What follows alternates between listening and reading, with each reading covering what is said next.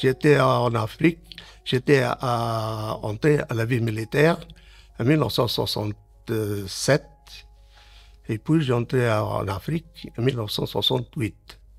J'étais en Guinée. Alors quand j'ai entré en Guinée, j'étais d'abord à Bissau, c'est la capitale, puis j'étais à Boulama, Bouba et Cacheu.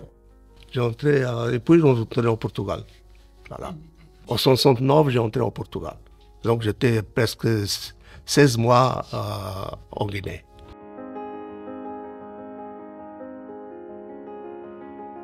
Bon, j'ai entré jeune, j'étais bien, donc c'était un beau vie. J'ai aimé toujours la vie militaire. J'étais là 4 ans et 2 mois. De mémoire, j'ai beaucoup de mémoire, mais c'est pas de mémoire drôle, c'est de bonne mémoire, disons. Que nous, on disait pourquoi on est là. On m'a demandé beaucoup de fois parce que qu'est-ce qu'on fait, en fait, qu'est-ce qu'on fait là, parce que les pauvres sont là et nous, on est là pour. Nous, on est là pas pour tuer. Nous, on est là pour faire la psychologie. C'est-à-dire, nous, on est là pour essayer de prendre les gens qui sont dans la forêt pour venir dans la cité, pour vivre avec nous. Donc, il y a un certain moment, il y avait un problème. Nous étions à Bissau pour après changer d'un village à l'autre. On est retourné à Bissau, la capitale. Et puis, on avait des compagnons à moi qui sont allés dans la tabanque. On appelle la tabanque, c'est-à-dire les maisons où ils habitent. C'est tout faire en terre cuite, la paille et tout ça, c'est des choses pareilles. Donc, il y avait un compagnon qui était allé à les filles, et c'était une fille mariée. Alors, son mari, il est arrivé, ces moments-là, ils ont fait le dispute. Et lui, il sachait, il était appelé encore 2 ou 3 compagnons de nous, ils ont allé, ils ont brûlé les tabanques. Je parle de tabac, je ne sais pas comment c'est en français, c'est les maisons. Donc, après Spinola, il nous a amenés sur une île. Alors, il disait, si vous voulez brûler des tabacs, vous avez beaucoup de brûler ici. Alors, il nous a mis une île pour 3 jours. Et c'est une île dangereuse. Bon, on a fait ce qu'on avait fait. Et le lendemain, on a sorti, on a parti. Alors, à ce moment-là, on est fatigué, bien sûr. On est en train de se reposer.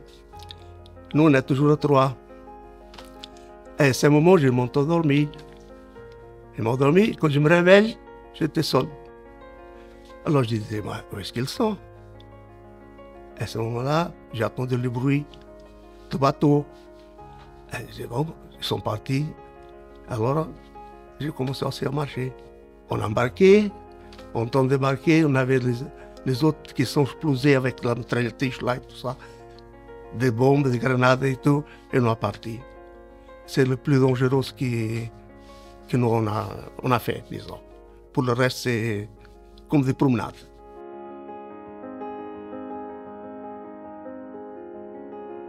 Oui, ça je me demandais aussi plusieurs fois. Pourquoi nous sommes là? Parce que les gens ne faisaient pas de mal. Et nous, en disant, c'est comme je dis, nous, on était là pas pour tuer, comme je vous dis. C'est pour faire la psychologie, pour prendre des gens. Mais à ce moment, nous, on marchait, et c'est là que je disais, qu'est-ce qu'on fait ici? Parce qu'il n'y a rien. C'est pour ça que beaucoup de fois, on avait tellement de fatigue, tellement de, comment on dit, de stress et tout ça, et que parfois je demandais pourquoi je ne prends pas une balle dans la tête et c'est fini.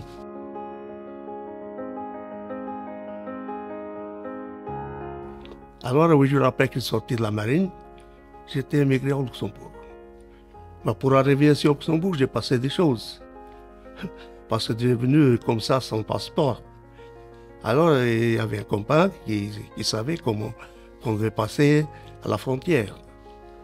Alors, j'étais venu avec lui.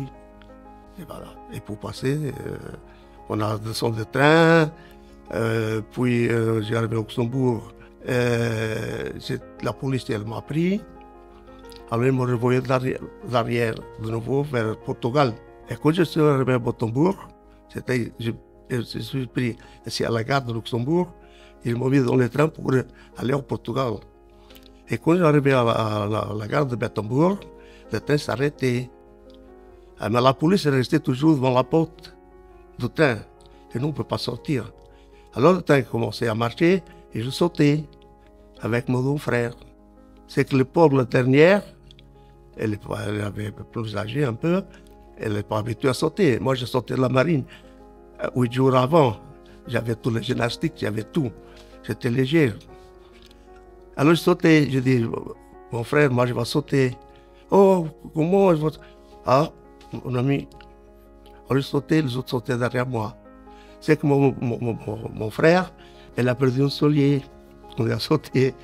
Et ce jour-là, il y avait tellement de froid, la neige, le gel et tout. Alors elle voulait laisser le soulier. J'ai dit non, retourne arrière, va te prendre le soulier. Alors elle a pris le soulier. Et le moment qu'on est en train de marcher, on a vu un monsieur, nous croyons que c'est un policier. Et donc, nous, la pauvre, hein, on a marché normal, comme d'habitude. Et on a trouvé un Portugais qui allait au travail à 6 h du matin. Alors il a vu tout de suite que nous, on est Portugais, il l'a demandé.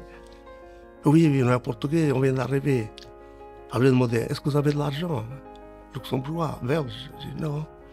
Alors il a changé de l'argent portugais pour le belge. Il nous a trouvé un taxi et il nous a ramené à la gare de nouveau au Luxembourg.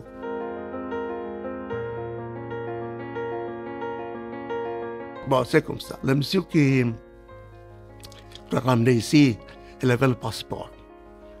Alors, comment est-ce qu'on a fait à Hendaye? Hendaye, on devait sortir du train et passer un tunnel. Et pour monter en haut. Et là, il avait la porte de la douane pour passer. Alors, lui, il passait devant avec son passeport. Et nous, derrière, lui, derrière le policier, il passait le passeport pour nous. Alors, moi, rentrais, puis je dis à mon frère de notre frère, et il suivant comme ça, tout le monde passait.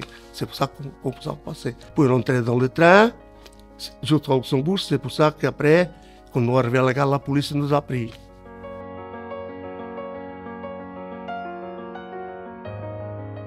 Bon, parce que d'abord, j'ai commencé tout de suite à travailler.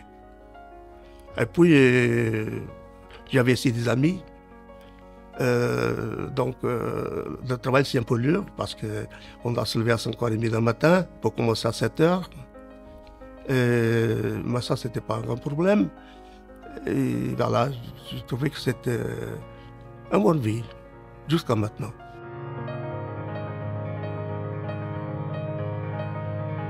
Et quand il y avait la révolution, je me suis fâché avec moi-même parce que je demandais toujours pourquoi on était là-bas en Afrique, autant des années, des gens qui sont morts là, et tout au coup, ils ont donné la liberté. Ils ont donné l'Afrique. Pourquoi on n'a pas le donné en 1960?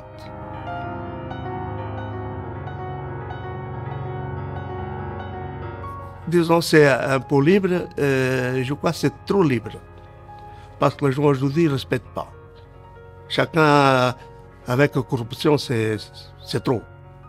Chacun fait ce qu'il veut et tout ça. Donc, dans le temps de Salazar, c'est difficile à vivre, ça c'est vrai.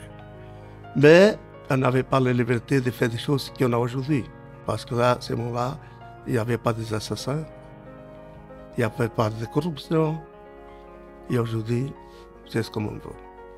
C'est de la corruption partout. Donc, la liberté, c'était trop. C'est trop de liberté. Chacun fait ce qu'il veut, il n'y a pas de respect, il n'y a rien. C'est ça le problème.